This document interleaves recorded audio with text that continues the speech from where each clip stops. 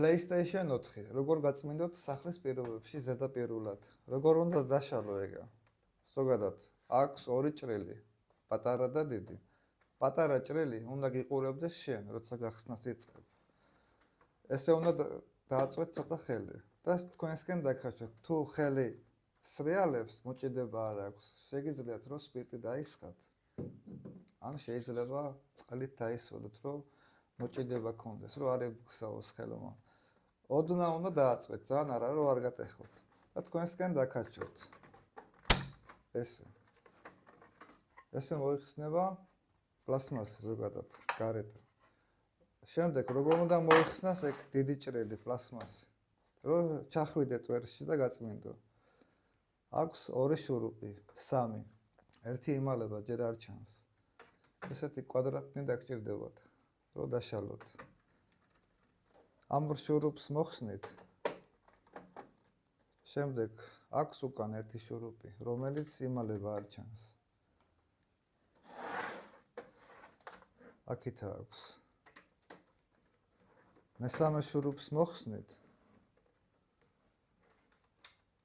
შემდეგ ისევ იმ პოზიციაში აბრუნებთ ამას. თქვენ უნდა გიყურებდეთ პატარა ჭრილით. მარჯვენა ხელი უნდა შევყოთ ჭრილში. დავქაჩოთ ზევით. იგივენაირად მეორე კუთხეს. ცოტა უხეში დასაშლელია რა.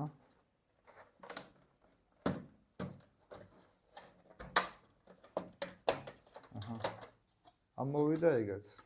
რაც შეეხება მეორე მხარეს. რაც არ უნდა სუფთა ოთახი იყოს და ყველა დღე რო წმინდავდე ოთახს, ტვერი მაინც შედის რა. მერე და მერე აღჭობს ამას, გუდავს.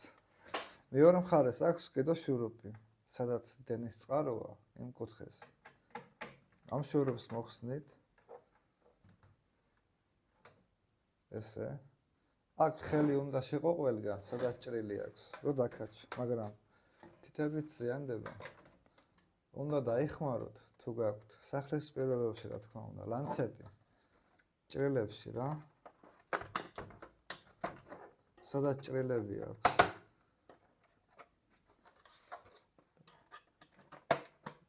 ცოტა უხეშად ის შიგნით.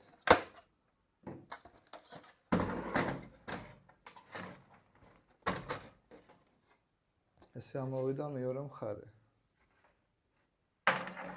ესე გაწმინდავთ ზოგადად სახლის პირობებში ზედაპირულად. ამის დაშლა თუ ისურვეთ, ჩემგან ჩევარ გექნებათ ერთი. ან გადაიღეთ, ან დააფიქსირეთ რამეზე.